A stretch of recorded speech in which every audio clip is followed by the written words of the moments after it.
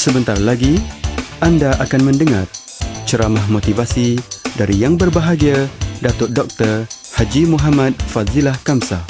Dengarlah berulang kali agar anda mendapat penghayatan yang lebih mendalam. Selamat mendengar.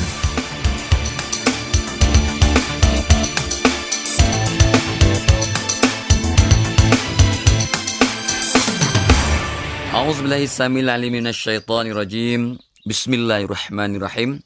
Assalamualaikum warahmatullahi wabarakatuh. Selamat sejahtera. Apa khabar saudara-saudari, adik anak yang sedang mendengar rakaman kita ni. Dan saya ucapkan terima kasih dan tahniah. Terima kasih kerana sudi mendengar dan tahniah kerana anda mendengar rakaman ini. Saya yakin sebab nak kenal peribadi anda yang sebenar.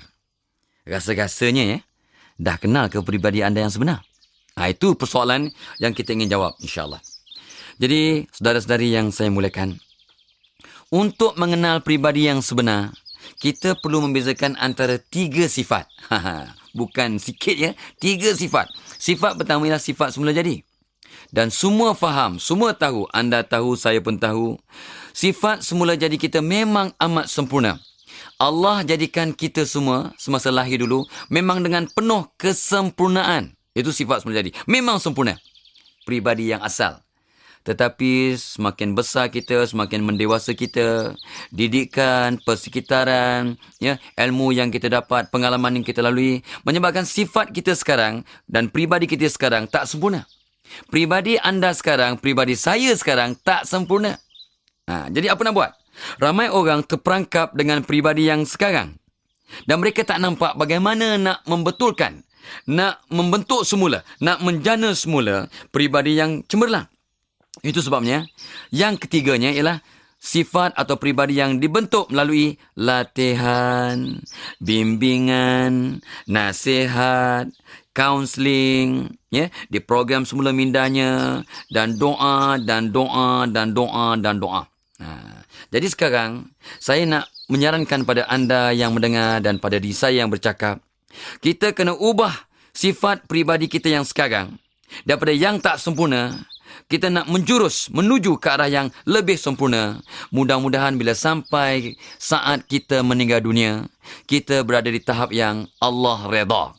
Itu yang kita nak buat. Dan kita nak bincangkan selepas ini bagaimana kita nak mengenal peribadi yang sebenar agar kita dapat ubah suai dan bentuk semula menjadi orang yang cemerlang, cemerlang duniawi, cemerlang ukhrawi.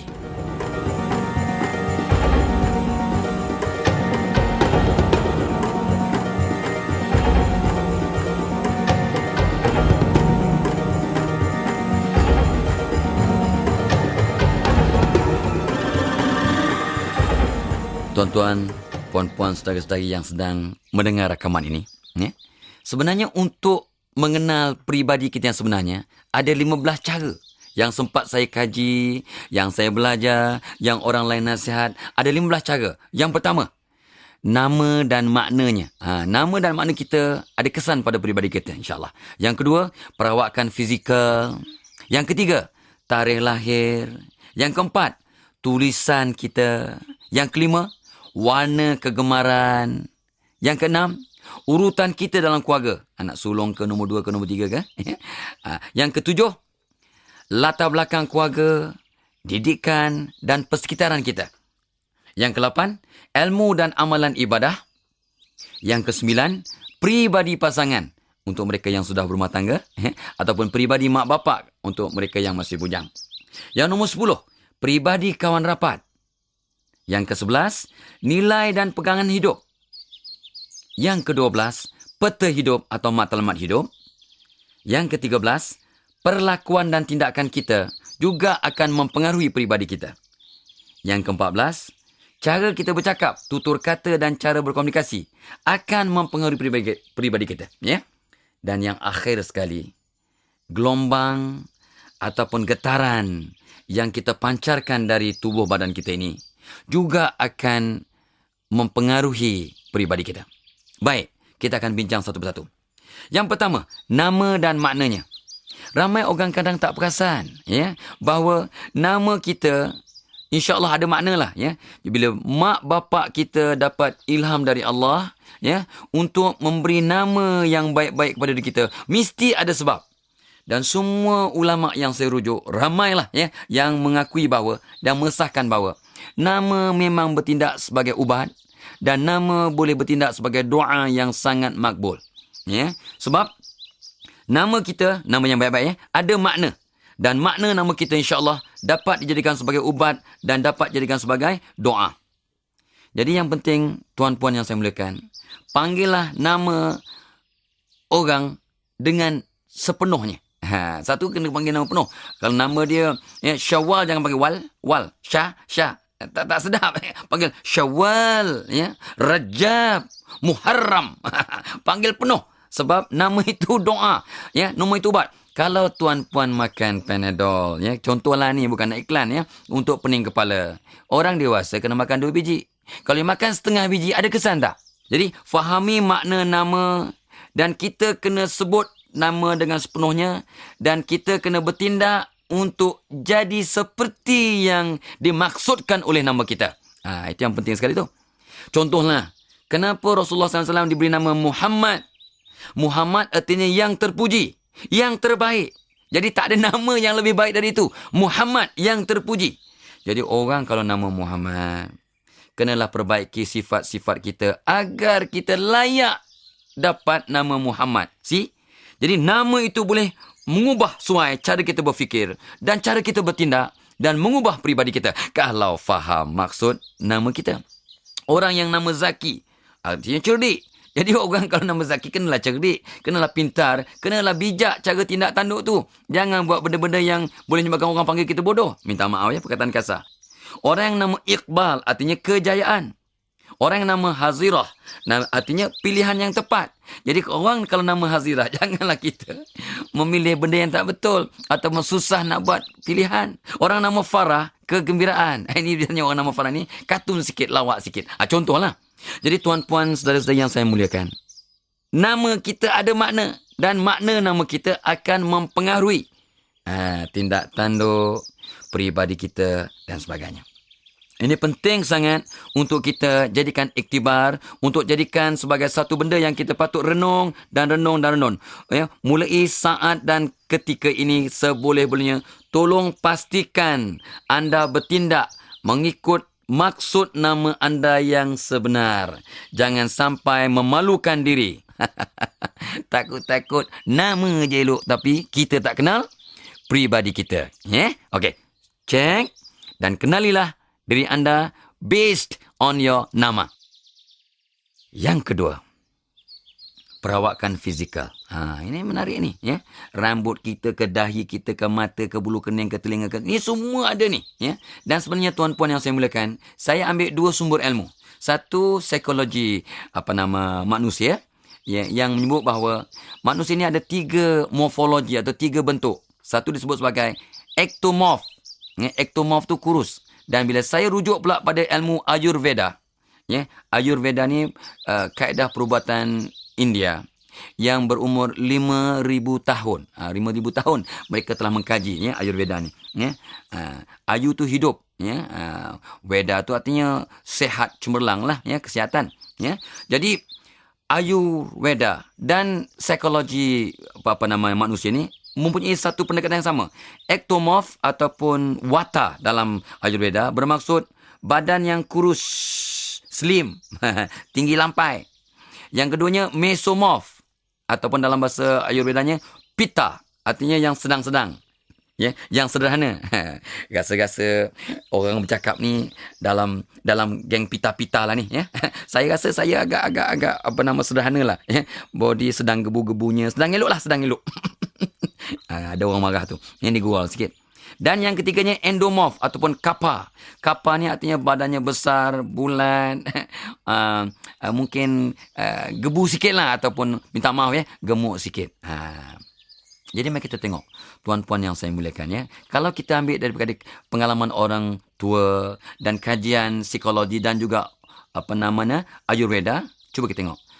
Rasulullah SAW rambutnya ikal mayang, berombak, ikut sirah yang kita baca.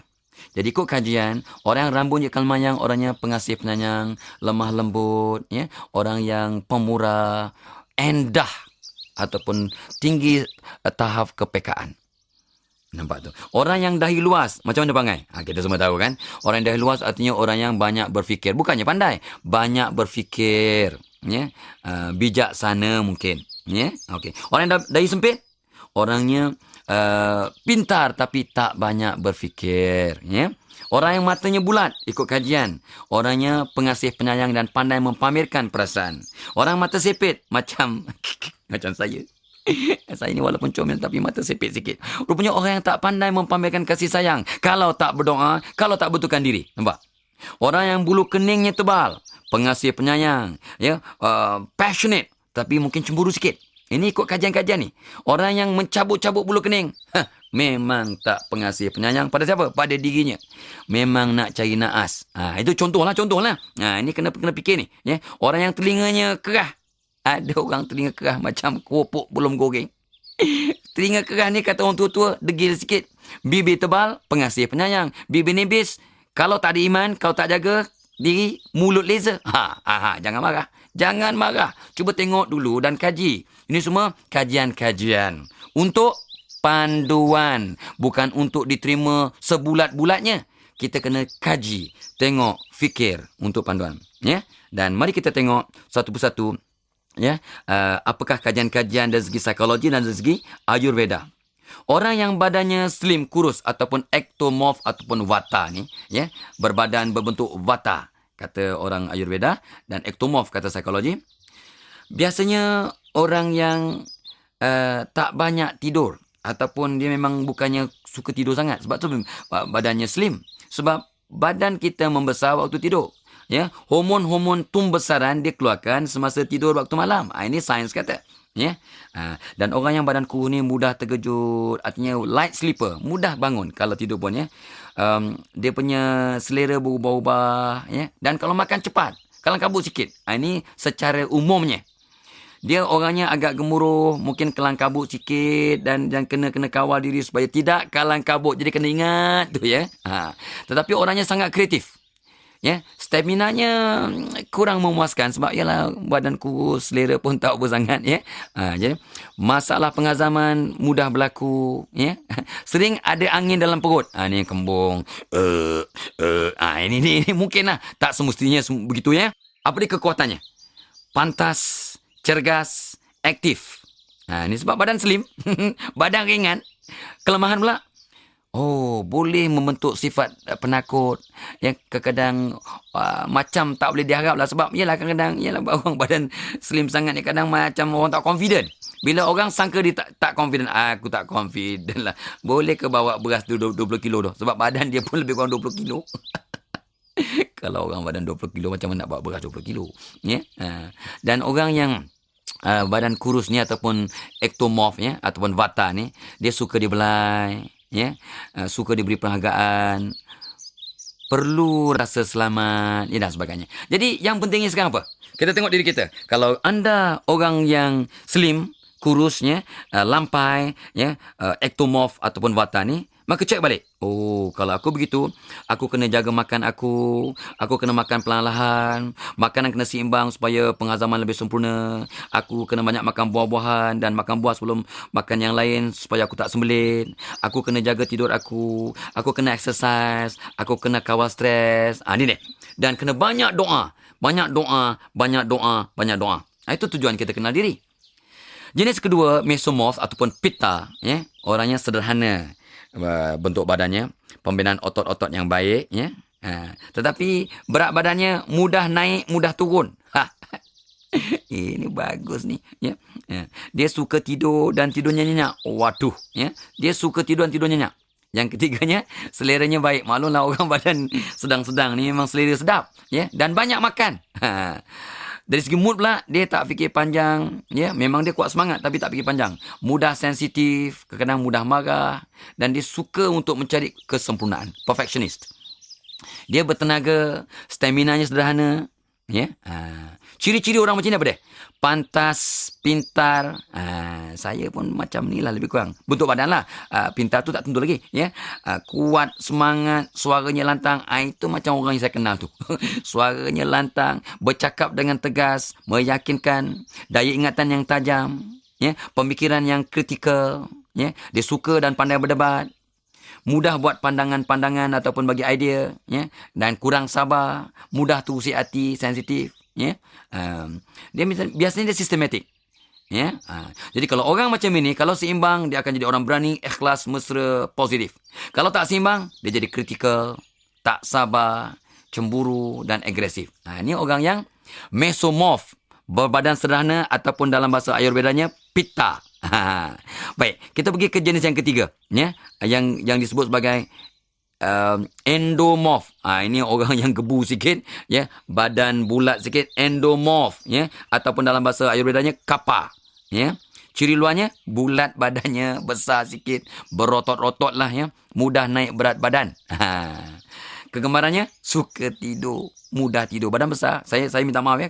Ada orang badan besar dia okey, ya, tak suka tidur. Tapi biasanya orang badan besar suka tidur, ya. Suka makan dia banyak dan perlahan, banyak perlahan. Dia memang enjoy makan. Itu dia. Mood dia tenang, sabar, penyayang, ya, rapi bila buat kerja. Rupanya orang badan besar ni dia tenang. Maklumlah, dia badan besar jadi tak payah kalang kabut, ya. Memang penyayang. Dia sayang pada orang, dia belanja orang makan, dia sayang kat diri dia belanja dia makan. Itu sebab badan besar. Sifat-sifat umum dia macam mana? Tenang, tolak ansur, ya. Keadaan hidup ni pun tenang, dia tak kalang kabut, ya. Cakap dia pun perlahan, tersusun, dan dia cakap bila perlu saja. Bagus ni. Lambat sikit menangkap. Artinya otak dia taklah pantas sangat kalau badan besar ni. Tetapi sekali dia tangkap, dia ingatannya sangat tajam dan kuat. Artinya tak mudah lupa. Orangnya sabar dan jarang marah. Ya, dia buat kerja dengan teratur. Ya. Jadi ini dia, tuan-puan yang saya muliakan. Nampak tak? Dari bentuk badan ni pun Allah punya hebat. Kita boleh kenal peribadi kita.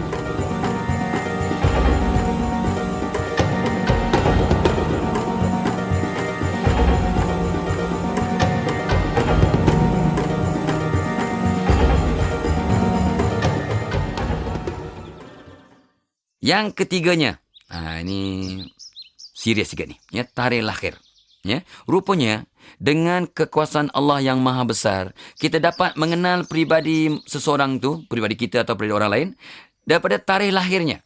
Dan ini saya banyak kali juga ialah mengkaji sikit sebanyak untuk memahami orang, untuk dapat mengkaunsel orang dengan lebih berkesan, dengan lebih prihatin dan peka dengan peribadi yang tersembunyi.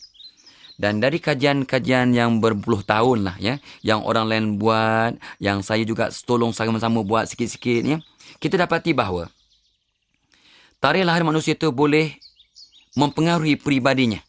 Positifnya ada, negatifnya ada, neutralnya pun ada. Yang penting tuan-puan yang saya muliakan, kita kena peka bahawa sebenarnya dengan kekuasaan Allah jadikan kita tu dengan sebab-sebab yang tertentu, dengan hikmah-hikmah yang tertentu, dengan rahsia-rahsia yang tertentu. Mesti ada sebab kenapa kita dilahirkan bulan 1, 2, 3, 4 sampailah 12. Ya. Dan secara umumnya, saya nak cakap secara umum supaya kita tidak melihatnya sebagai satu benda yang boleh menyebabkan kita jadi khurafat. Percaya pada benda-benda yang bukan-bukan. Ya. Segala-galanya Allah yang menentukan. Jangan pula kita nanti salah faham kata, oh dia perangai begini sebab dia lahir bulan 2. No. Sebenarnya sifat kita sebenarnya telah ditentukan oleh Allah. Tetapi tindak tanduk kita yang akhirnya membentuk peribadi. Yang baik semuanya datang dari Allah. Yang buruk, itu nafsu kita, kelemahan kita, ya, itu keterlanjuran kita yang kita kena perbaiki dari masa ke masa. Dengan ikhtiar kita, doa kita dan tawakal kita kepada Allah.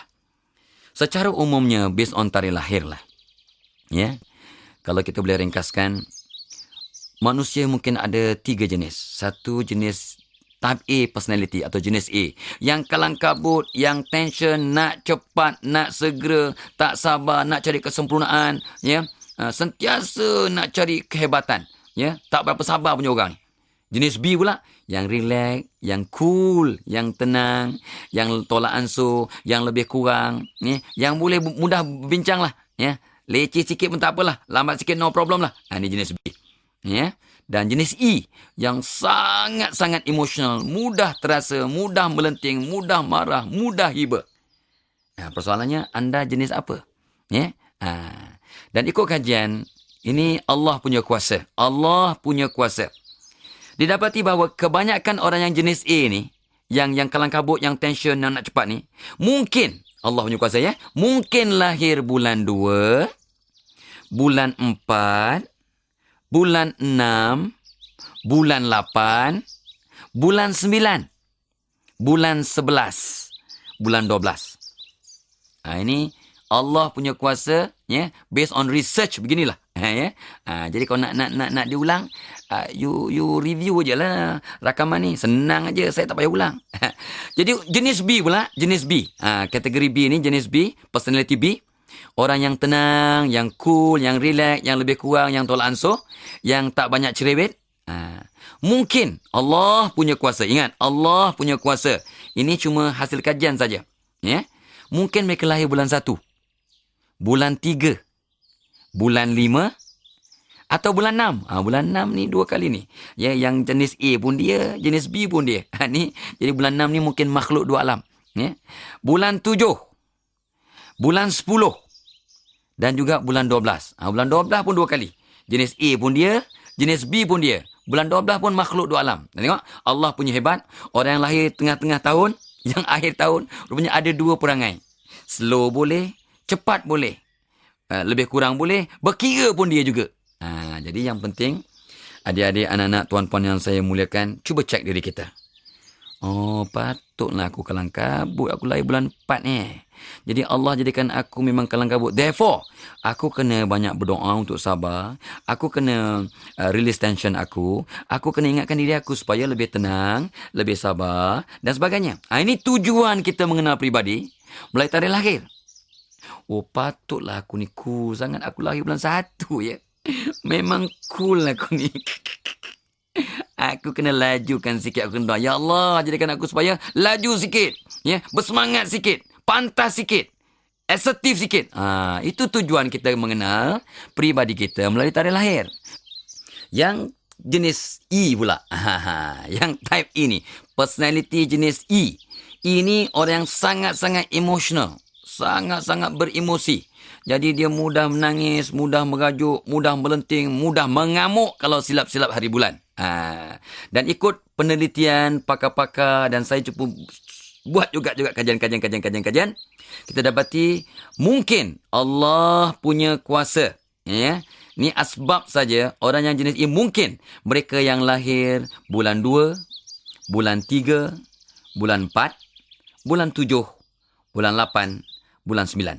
Ini ikut penelitian kami, didapati bahawa jenis yang 2, 3, 4, 7, 8, 9 ini yang orang mudah sikit beremosi ataupun emosional berbanding bulan-bulan lain. Semuanya Allah punya kuasa dan bagaimana kita mentadbir diri kita. Yang penting di sini ialah, tahu tak anda peribadi anda yang sebenar berdasarkan pada tarikh lahir? Itu persoalan yang kita kena renung dan kita kaji dan ubah suailah diri kita dengan maklumat baru yang kita dapati ini. Kaedah keempat untuk mengenal peribadi kita yang sebenar ialah melalui tulisan. Ini pun satu bidang ilmu yang sangat luas. Nama ilmu ini dalam segi psikologi ialah grafologi. Grafo artinya tulisan, logi artinya bidang ilmu, ya, kumpulan ilmu, body of knowledge, ya. Jadi berdasarkan pada grafologi ini kita boleh mengenal peribadi kita melalui tulisan. Cuba kita bincangkan secara ringkas agar kita faham. Yang pertama ialah tekanan. Ada orang bila menuliskan, cuba tengok tulisan anda. Bila anda tulis tu, cuba tengok belakangnya. Berbekas tak dia punya kertas tu? Kadang dia tuliskan sampai 10 muka surat berkesan. Bawah tu sampai nak tembuk dia punya kertas tu. Ada orang tu dia punya tekanannya amat ringan. Ikut kajian grafologi, orang yang menekan tulisannya, yang artinya berbekas kat bawah tu, orangnya sehat, cergas, pantas, agresif sikit. Dan orang yang kalau tekan tulisannya tu terlampau ringan ya, tak berbekas pun belakang tu, orangnya kurang bertenaga. Yalah, tulis pun tak tekan. Bukan kurang makan, kurang bertenaga. Ya, mungkin tak berapa sihat ataupun mudah sakit. Ini pandangan kajian grafologi. Yang lainnya semuanya hak Allah untuk menentukan. Jangan pula kita terlupa tu, terlepas pandang. Okey, tu dari segi tekanan ataupun pressure. Yang kedua, bentuk tulisan. Ada orang bentuk tulisannya bulat-bulat ya, bulat-bulat ya, rounded, A-nya bulat, O-nya bulat, ya, D-nya bulat, B-nya bulat. Ni.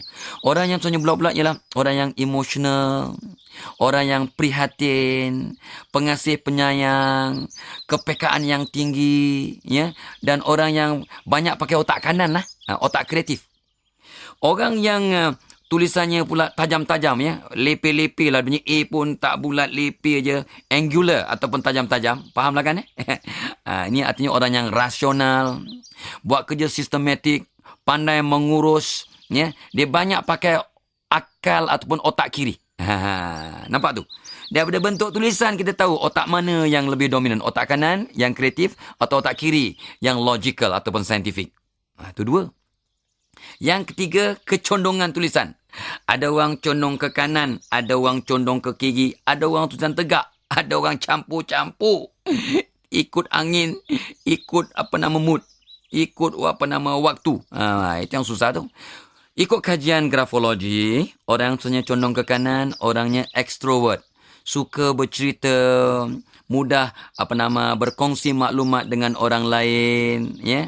Dia orang yang memang peramah, suka campur orang, mudah memimpin, mudah mempamerkan kasih sayang, ya, berani, pemurah. Tu bagus, positif banyak tu.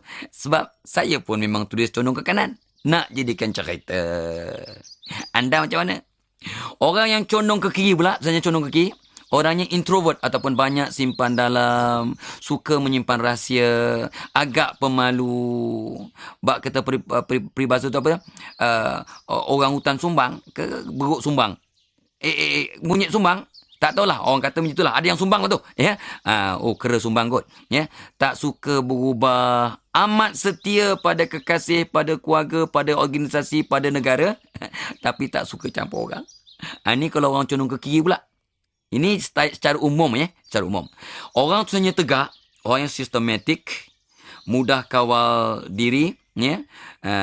Dia suka berkawan tapi tak cari kawan. Dia suka kawan cari dia. Dia ni tak suka gaduh-gaduh, suka ambil jalan tengah. Itu orang tulisan tegak. Bagus ni, bagus. Tulisan kanan pun bagus, tulisan kiri pun bagus, tulisan tegak pun bagus. Yang risaunya ialah orang yang tulisan campur-campur, kejap tegak, kejap kanan, kejap kiri dan tak. Ini bahaya dan takut-takut. Memang tanda orang yang emosinya tak tetap, macam remaja yang belum cukup umur, minta maaf ya, atau orang perempuan yang datang bulan. Ini kajian yang kita buat ni. Nombor 4. Orang yang tulisannya jarak-jarak, jarang-jarang. Tulisan jarang. Ya, satu baris 4 perkataan, kan jarang-jarang tu. Ini artinya orang yang tak suka campur orang, kurang mesra, mungkin boros sikit. Ada orang tulisannya rapat-rapat, satu baris kertas tu kan sampai 10 perkataan. Ini memanglah suka campur orang, amat bergantung kepada orang lain, ya. Mungkin jimat atau kedekut. Tengok keadaan lah, ya. So rapat jarang tulisan pun ada kesan pada peribadi. Nampak tu? Nombor 5. Tengok huruf J, G, Y, Z-nya. Kalau huruf J, G, Y, Z-nya ada eko kan? Eko J kan ada eko tu. G ada eko. Itu tulisan kecil ni. Y ada eko, Z ada eko. Kalau eko tu besar dan sempurna, lengkap dia punya loop atau eko tu, ini artinya tahap emosi yang dipamer itu jelas. Artinya dia orang yang pengasih penyayang, pandai mempamerkan kasih sayang, pemurah, mudah kesian ke orang, very emotional. Ini orang yang J, G, Y dan Z ekonya panjang, ya, ataupun ekonya bulat sempurna. Ini juga mempamerkan tahap kerajinan. Orang yang J, G, Y, Z ekonya tak sempurna ataupun kecil aja ataupun tak lengkap, artinya orang yang tak pandai mempamerkan emosi. Mungkin kurang rajin. Mungkin kurang pandai mempamerkan kasih sayang. Walaupun banyak sayang dalam dirinya. Ini contoh ilmu grafologi. Nombor 6. Aspek tulisan ya. Palang T. Ada orang palang T-nya tinggi. Ya. Mencecah ujung tiang tu. Palang T kecil, huruf T kecil tu kan. Ada orang palang T-nya rendah sangat. Ya. Ada orang tengah-tengah macam tiang telefon palang T macam mana ya. Dia tinggi juga dia. Ikut kajian, orang yang palang T-nya tinggi, tahap aspirasinya tinggi. Orang yang palang T-nya rendah, mudah puas hati, bercita-cita rendah dan mudah berpuas hati, tak nak mencuba dengan sedaya upaya. Dan orang yang palang T-nya sederhana, takut-takut sederhanalah dia punya usaha dan tahap pencapaian. Jadi, ya kita kena galakkan diri kita untuk meninggikan palang T kita supaya kita jadikan sebagai satu azam dan doa untuk jadi orang hebat, cemerlang, beraspirasi tinggi. Rumusannya dari segi tulisan ni ialah, tulisan kita pun boleh mencerminkan peribadi. Kita boleh kenal peribadi melalui tulisan, itu satu. Yang kedua yang lebih penting ialah kita boleh tukar tulisan kita untuk mengubah peribadi kita secara sengaja. Saya nak besarkan tulisan saya supaya lebih yakin sebagai pemurah. Saya nak condongkan ke kanan tulisan saya supaya saya mudah bercampur orang, mudah memimpin orang yang extrovert atau mudah berbicara, mesra. Contohnya begitu. Ya. Jadi tuan-puan yang saya muliakan, itu cara mengenal peribadi melalui tulisan. Persoalannya, adakah anda sudah mengenali peribadi anda melalui tulisan anda?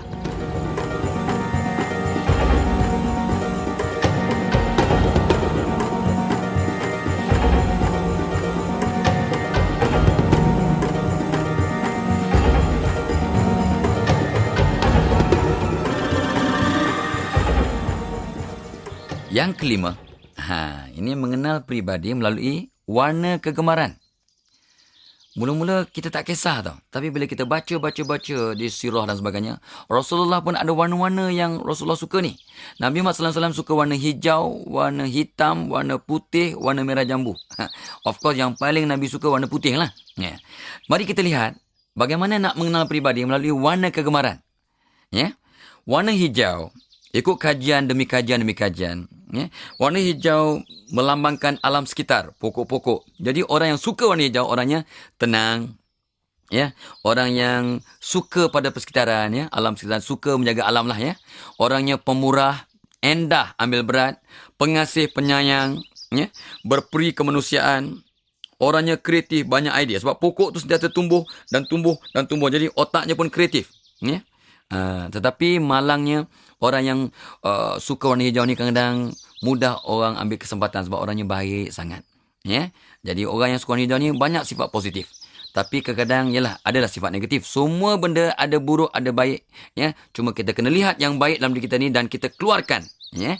Supaya kita dapat serlahkan kehebatan kita. Warna hitam. Ya? Biasanya warna hitam ni mencerminkan orang yang sangat serius atau committed. Dia buat apa sungguh-sungguh. Macam Rasulullah SAW ni, buat apa sungguh-sungguh. Warna hitam juga warna rasmi, a formal color. Ya? Jadi orangnya serius. Orangnya mempunyai iltizam yang tinggi. Dan orang yang suka warna hitam juga mudah hibah. Ya? Jadi kita kena pastikan janganlah kita terlampau hibah, jangan terlampau keras hati dan kurang peka ataupun kurang sensitif pada persekitaran. Sebab kadang orang suka warna hitam ni dia tak pandai bergurau. Itu pemerhatian saya. Orang minat warna hitam dia tak pandai bergurau. Kalau buat lawak pun dia seorang yang ketawa, orang lain menangis dengan lawak dia. Itu dia. Itu warna hitam. Orang yang suka warna putih ni optimistik.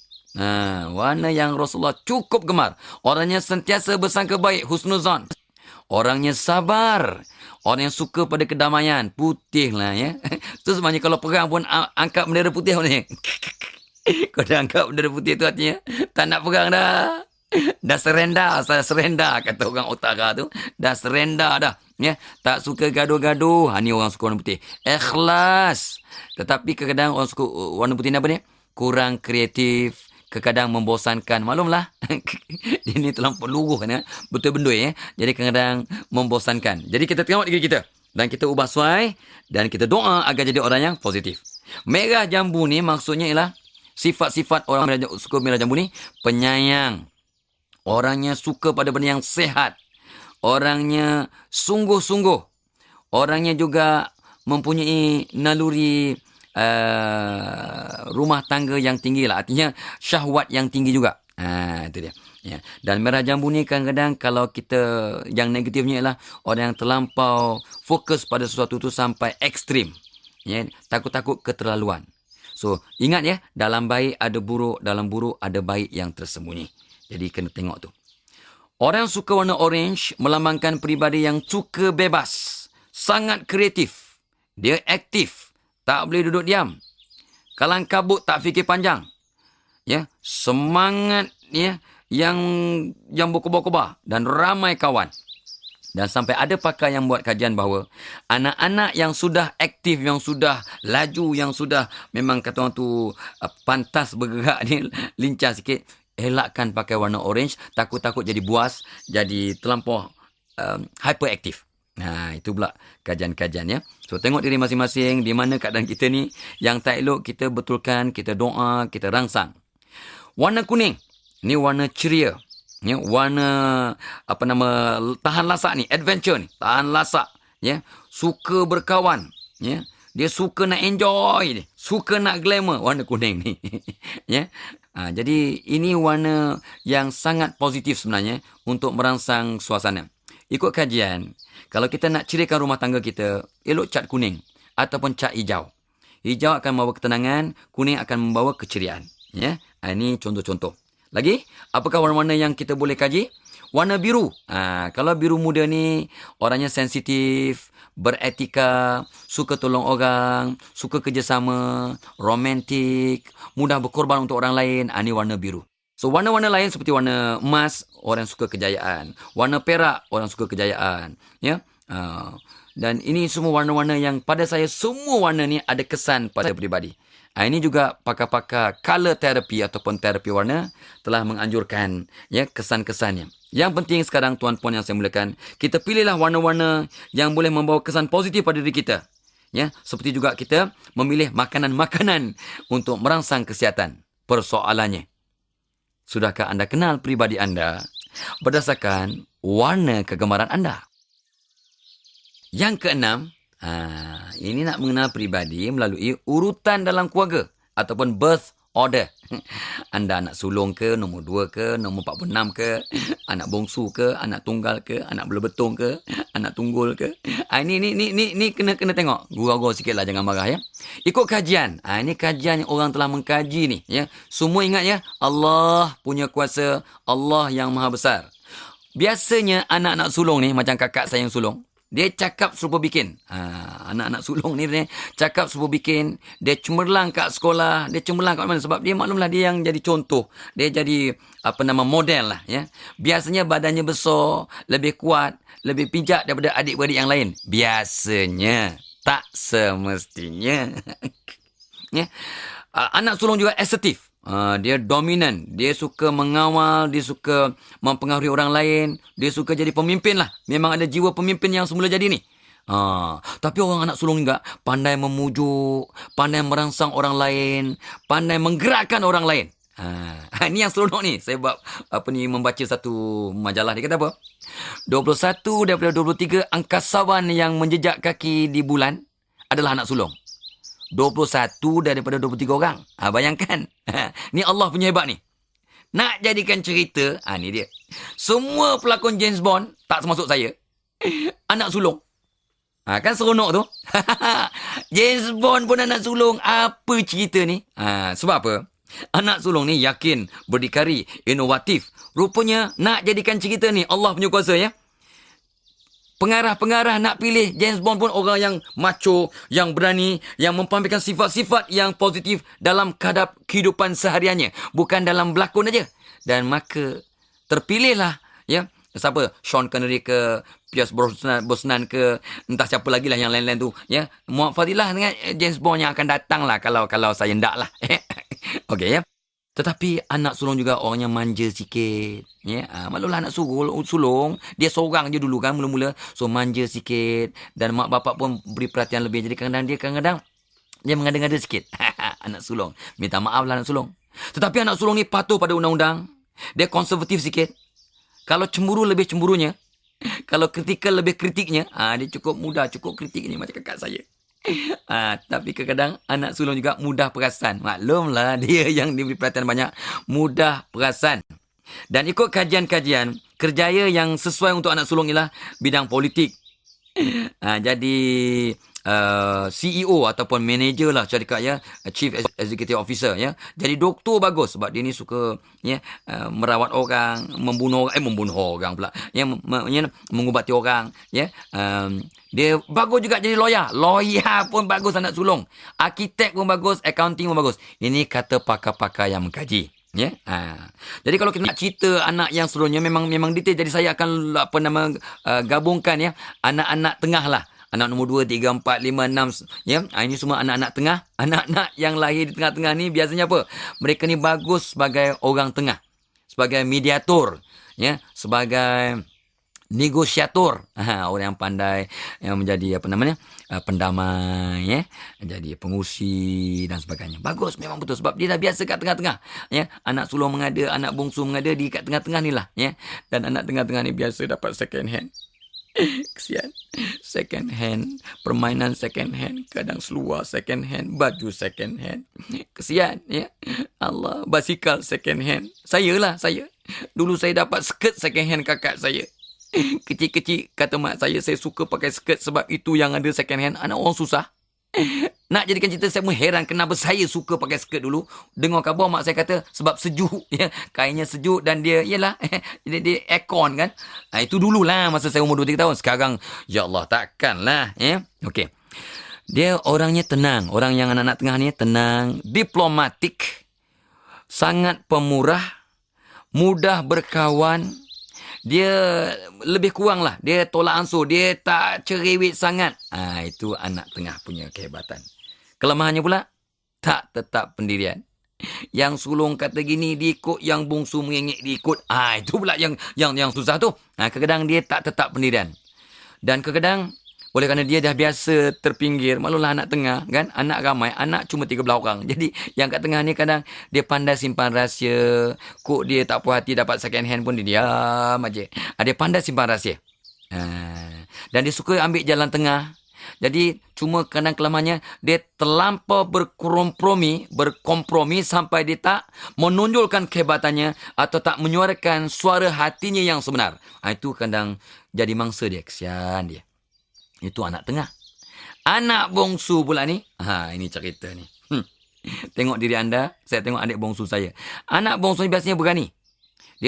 Dia berani mengambil risiko. Risk taker. Ya. Dia juga orang yang bertolak ansur. Sebab dia dah dapat bantuan, pertolongan, kasih sayang dari mak bapak, dari abang kakak dia. Jadi dia mudah bertolak ansur. Sebab dia banyak sangat dapat. Maka dia mudah juga memberi. Itu dia. Dia juga kreatif. Maklumlah. Ya. Abang kakak yang dah tua-tua bangka. Tua-tua bangka pula. Yang lebih tua dari itu, yang tolong dia. Tolong nasihat, cakap. Jadi dia jadi kreatif. Budak bongsu ni biasanya cepat menua, mendewasa. Sebab yang didik dia semua lebih tua dari dia. Tapi budak bongsu juga biasanya kelakar. Dalam kelakar, peramah. Ya. Dia pula memang baguslah. Dan yang jadi kelemahan dia mungkinlah terlampau manja. Ya, kadang pentingkan diri sendiri. Maklumlah anak bongsu kan, kadang pentingkan diri. Sebab semua dah ada. Abang kakak pun dah kerja. Mak bapak pun memang tumpu kat dia seorang. Dah bongsu. Jadi kadang dia pentingkan diri. Ambil kesempatan pula tu atas kelembutan orang lain, kebaikan orang lain. So please ya, anak bongsu tengok diri masing-masing. Ya. Dan anak bongsu ni elok kerja yang campur dengan masyarakat. Jadi salesman, ya, jadi cikgu, pensyarah, ya, jadi toke restoran, ya, mengedar-ngedar, ya, mengedar benda yang baik-baik lah. Itu bagus anak bongsu tu. Anak tunggal ni, anak tunggal. Rasulullah SAW anak tunggal, ingat ya. Orang yang anak tunggal ni biasanya yakin. Dia juga orang yang detail terperinci. Maksudlah dia tak boleh bergantung kat orang lain. Maklumlah dia tunggal kan. Jadi dia terpaksa buat kerja dengan sendiri. Jadi dia buat dengan cermat, dengan teliti, dengan terperinci. Dan anak tunggal dia bermotivasi. Ya? Bermotivasi. Maksudlah mak bapak beri perhatian. Ya? Orang lain pun kesian kat anak tunggal ni. Maklumlah. Silap-silap jadi anak tunggul. Dia seorang aja kan. Ya? Dia bermotivasi, bercita-cita tinggi, sangat pengasih penyayang, sangat pemurah. dan pandai membantu orang lain. Ini memang sifat-sifat positif. Malah sifat Rasulullah ni, ya, sifat-sifat yang baik banyak terdapat dalam anak tunggal. Tetapi ada juga kelemahan-kelemahan anak tunggal ni. Contohnya, dia kadang mementingkan diri sendiri. Malah anak tunggal kan, dia beri perhatian bagai menatang minyak yang penuh. Jadi dia kadang pentingkan diri sendiri. Mengada-ngada, manja kedengkang, kata orang sekarang. Dia kadang tak mau mengalah. Dia nak kalah dengan siapa? Dia seorang. Nak kalah dengan siapa? Tak pandai mengalah. Kadang-kadang sombong sikit. Kadang terlampau cerewet dan terlampau kritikal. Nah, ini pula sifat-sifat anak yang tunggal. Jadi, persoalannya, cuba tengok diri anda. Ya, berdasarkan pada urutan anda dalam keluarga masing-masing, sudahkah anda kenal pribadi anda berdasarkan pada urutan dalam keluarga?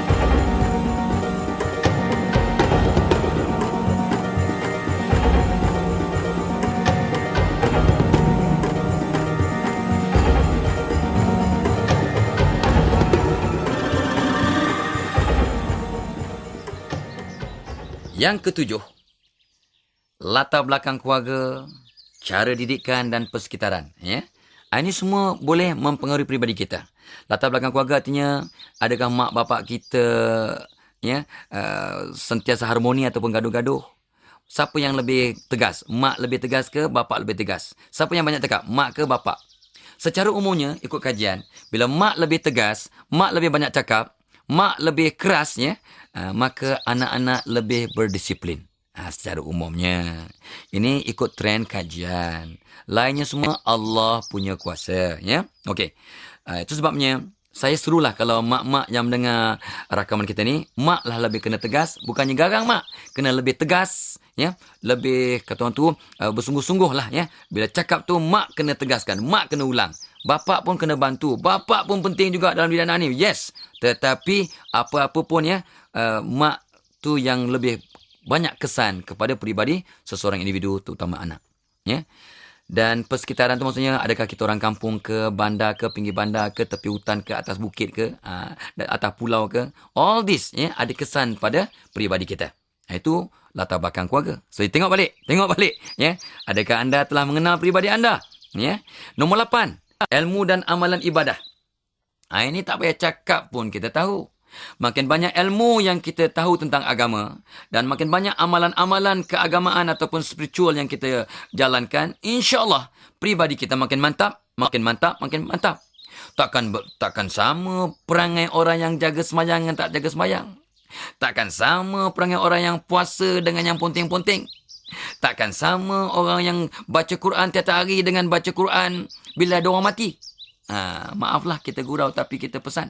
Ya, jadi secara umumnya kita tahu makin banyak ilmu dan amalan ibadah yang kita lakukan, insya-Allah pribadi kita makin mantap, insya-Allah. Soalannya, bagaimanakah ilmu dan amalan ibadah anda? Dah kenal pribadi anda based on this character? Nombor 8. Nombor 9, pribadi pasangan insya-Allah akan mempengaruhi pribadi anda. Contoh, minta maaf ya. Isteri saya orangnya peramah, banyak mulut. Jadi suaminya, yakni saya, orangnya pendiam, lemah lembut, baik hati, dia jaga pemalu. Ya, memang begitu. Ya, Allah akan temukan jodoh yang berlawanan perangai.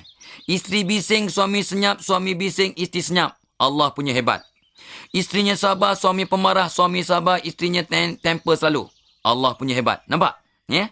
Isterinya suka duduk kat rumah, suaminya suka outdoor. Suaminya suka duduk kat rumah, isteri pula suka outdoor. Berniaga kat pasar dan sebagainya. Cuba tengok keliling anda, tengok diri anda jika berkaitan. Tengok diri mak bapak anda. Nampak? So, insya-Allah tuan-tuan dan puan-puan yang saya muliakan, memang Allah punya hebat. Allah akan temukan pribadi dua insan untuk dijodohkan. Pribadi yang saling lengkap melengkapi. Mengimbangi. Dia akan balancekan. Tak ada orang yang pribadi rumah tangga yang betul terhebat dan mantap sama perangai. Isterinya bising, suaminya bising. Isterinya pemarah, suaminya pemarah. Jarang sangat yang saya temui. Ini berdasarkan pada pengalaman saya sikit-sikit mengkaunsel 4-5 ribu kes. Sejak 5,000 kes lebih lah. Sejak saya muda sampailah ke umur matang ni. Itu nombor 9. Cuba cek peribadi anda berdasarkan pada peribadi pasangan anda. Dan ingat, tuan-puan yang saya muliakan, jika anda sudah berumah tangga, yakinlah pasangan anda itulah pasangan yang terbaik untuk anda, untuk mengimbangi, untuk melengkapi peribadi anda yang ada. Yang ke-10, peribadi kawan rapat. Nabi SAW telah menyebut, telah mengingatkan kita, Allah menilai kita berdasarkan siapa kawan-kawan kita. Contohnya Nabi ada sebut, orang yang berkawan dengan orang yang ada kuasa, yang ada power, takut-takut kita mudah jadi sombong. Orang yang berkuasa tu tak sombong. Menteri-menteri tak sombong. Kawan menteri itu, ya Allah, ya Rabbi, ya Karim, kadang lebih menteri dari menteri. Itulah maksudnya. Itu pula cerita dia. Orang berkawan dengan orang kuasa, takut-takut kita jadi sombong. Berkawan dengan orang kaya raya, takut kita hubut dunia, materialistik. Berkawan dengan orang miskin, kita akan jadi orang insaf dan mudah bersyukur. Berkawan dengan orang yang bukan muhrim, kita akan jadi pelupa, kuat syahwat, dan otak lemah. Berkawan dengan orang yang fasik, bertangguh-tangguh untuk taubat. Berkawan dengan alim ulama, kita mudah dapat ilmu. Nampak tu? Berkawan dengan kanak-kanak, kita akan mudah jadi orang yang periang, pandai bergurau. Ini contoh-contoh yang Nabi gariskan. Artinya, tuan-puan yang saya muliakan, siapa kawan anda, tak dapat tidak akan mempengaruhi perangai anda. Soalnya, sudahkah anda merenung-renung pribadi anda berdasarkan siapa kawan-kawan anda? Itu dia. Yang ke-11, nilai dan pegangan hidup akan mempengaruhi pribadi kita. Contohnya lah, ada mak bapa, orang dewasa, dia suka anak-anaknya menjadi al-hafiz, al-hafizah. Nampak tak? Tapi ada orang yang suka anaknya masuk universiti. Dua-dua bagus. Tapi ini akan mempengaruhi pribadi kita. Ada orang dia kejarkan kemewahan duniawi. Memang penting. Tetapi kadang kalau kita terlampau memegang nilai ini, takut-takut kita kecundang. Sebab Nabi SAW menyebut, barang siapa kejar dunia, dunia lari semakin laju. Barang siapa kejar akhirat, kita akan dapat dunia dan akhirat. Dunia kejar kita. Jadi cuba tengok balik, cuba kaji balik apakah nilai dan pegangan hidup kita. Adakah kita sangat mementingkan apa kata orang lain? Ini satu nilai dalam pegangan hidup. Ada orang kadang dia tak nak bertindak sebab apa kata orang? Ada orang kata pula, aku tak kisah apa orang lain kata. Yang penting niat aku betul, caranya betul, orang nak kutuk dia punya pasal. Ada tak orang macam tu? Jadi nilai dan pegangan hidup kita pasti akan mempengaruhi pribadi kita. Soalnya, anda dah kenal pribadi anda berdasarkan pada nilai dan pegangan hidup. Itu dia. Yang ke-12, peta hidup. Artinya matlamat hidup. Matlamat hidup artinya apakah cita-cita hidup anda. Untuk orang yang masih sekolah, orang muda-muda, dia akan tengok balik. Oh, saya nak jadi bomber. Orang yang jadi bomber ni memang perangainya lain daripada orang nak jadi askar. Orang nak jadi cikgu takkan sama perangai dengan orang yang nak jadi mufti. Nak jadi mufti pula. Artinya jadi ustaz-ustaz lah. Orang nak jadi kerja dengan kilang swasta, ataupun di sektor swasta, takkan sama perangainya ataupun peribadinya dengan orang yang suka kerja dengan kerajaan. Saya tak kisah. Biar gaji tak besar, tapi tetap dan berpencin. Senang pinang anak orang. Ini dia. So, ini semua akan mempengaruhi kita punya peribadi. Kerja dengan kerajaan, dengan swasta pun ada kesan pada peribadi. Saya tak tahulah, kata orang, di satu sektor tu, dia suka kerja laju. Yang satu lagi pula kerja perlahan. Saya tak tahu mana satu. Itu fikir masing-masing. Jadi ini kadang kita terlepas pandang. Soalannya, sudahkah kita mengenal peribadi kita? Nombor 13. Ini menarik. Kata orang bijak pandai, kata pakar-pakar psikologi. Orang yang bertindak pantas, berjalan pantas, IQ-nya lebih tinggi sikit berbanding orang yang suka jalan slow, makan pun slow. Janganlah sikit makan cepat sangat. Artinya slow sangat. Nak ambil lauk, ya Allah, 30 saat nak ambil lauk. Daripada mangkuk ke pinggan 30 saat. Allah. Kita tengok pun tension. Orang kampung saya kata tension. Orang putih kata tension. Orang kampung saya kan jauh-jauh, jadi tension lah saya. Dia kata. Jadi cara bertindak ni pun, cara naik basikal, cara drive motor, perlakuan tindakan, orang yang drive laju-laju perangannya macam mana? Dengan orang yang teliti, cermat. Orang yang pantang jumpa traffic light. Hijau ke, memanglah patut jalan. Kuning dia sapu, merah dia sapu. Ya, dia tak tunggu. Agak-agak perangai dia macam mana? Tentulah orang ni mungkin orang yang tak sabar, suka melanggar undang-undang, tak ikut peraturan. Jalan raya pun, tengah sibuk. Saya selalu tengok. Biasanya motor lah, minta maaf motor-motor ya. Memang kadang-kadang merah, dia lanyak semacam. Ini dia. Dan ikut kajian, orang yang suka melanggar undang-undang, takut-takut dia suka juga melanggar perintah Tuhan. Itu yang saya takut tu. Ya. So, tengok diri masing-masing ya. So, persoalannya, tindak tanduk anda bagaimana? Ya. Sudah kenal peribadi anda melalui tindak tanduk anda? Cara anda berpakaian, cara anda berjalan, cara anda naik basikal, naik bas, beratur, makan, all these things akan memberi gambaran kepada peribadi anda yang sebenarnya. Nombor 13. Nombor 14, tutur kata dan cara berkomunikasi akan dapat memberi gambaran tentang peribadi. Bab kata Imam Al-Ghazali, lidah itu cermin hati. Jadi orang kalau hatinya bersih, cakapnya banyak yang baik. Tapi kalau cakapnya, minta maaf ya, cakapnya lucah, cakapnya celupa, suka mengutuk orang, mengatur orang, kritik komplain aja. Banyak tu ya. Komplain memanjang. Agak-agak perangai dia macam mana? Orang yang suka nampak aib orang, tak nampak aib sendiri, kata ulama Ibrahim Adham, itu tanda hatinya mati. Jadi, tutur kata kita, cara kita berkomunikasi akan mencerminkan peribadi. Tolong tuan-puan yang saya muliakan, cek balik. Ya, cakap biar elok, gurau biar sopan, ya, jangan suka cakap yang lara, ya, jangan suka cakap yang lucah dan sebagainya, ya. Kalau pantas bercakap, kata pakar-pakar, otak pun pantas berfikir. Sebab cara kita bercakap dan kepantasan bercakap dipengaruhi oleh kepantasan kita memproses perkataan-perkataan. Ya, secara umumnya otak kita boleh memproses 1000 perkataan seminit dan mulut kita boleh berkata-kata 150, paling laju pun 200 patah perkataan seminit. Jadi mudah-mudahan kita ubah sesuaikan, ya. Dan last kali, tuan-puan yang saya muliakan, gelombang yang kita pancarkan dari badan kita ni, ya, rupanya Allah punya maha besar, Allah punya pengasih penyayang dan Allah punya maha pemurah ni. Dia keluarkan dari badan kita ni gelombang yang serasi, sesuai dan sealiran dengan hati kita. Kalau hati kita baik, gelombang yang keluar dari badan kita gelombang positif.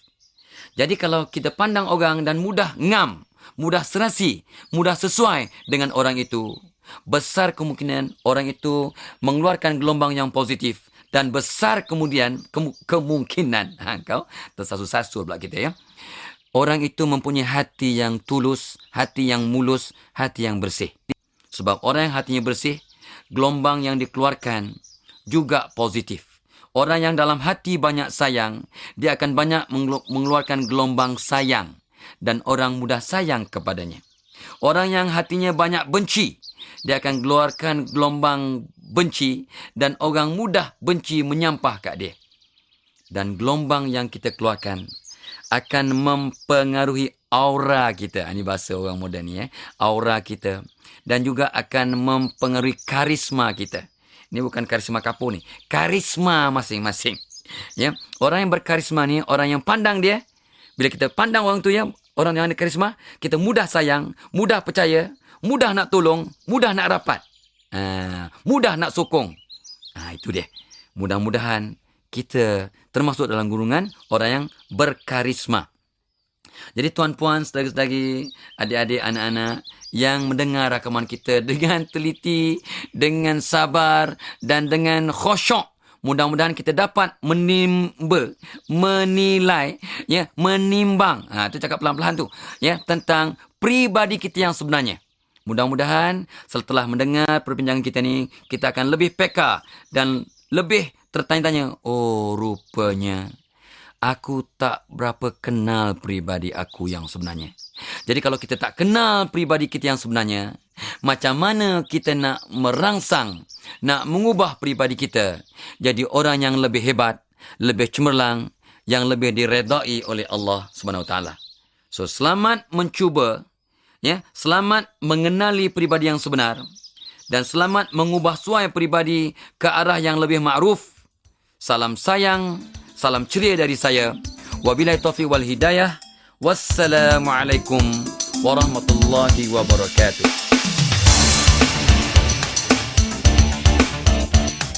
Rakaman ini hanyalah ilmu dan fakta. Ia langsung tidak bernilai jika tidak diamalkan. Semoga anda mendapat hidayah dan taufik ke arah pembaharuan yang positif. Pembaharuan bermula dari anda. Selamat mencuba dan bertemu di lain siri.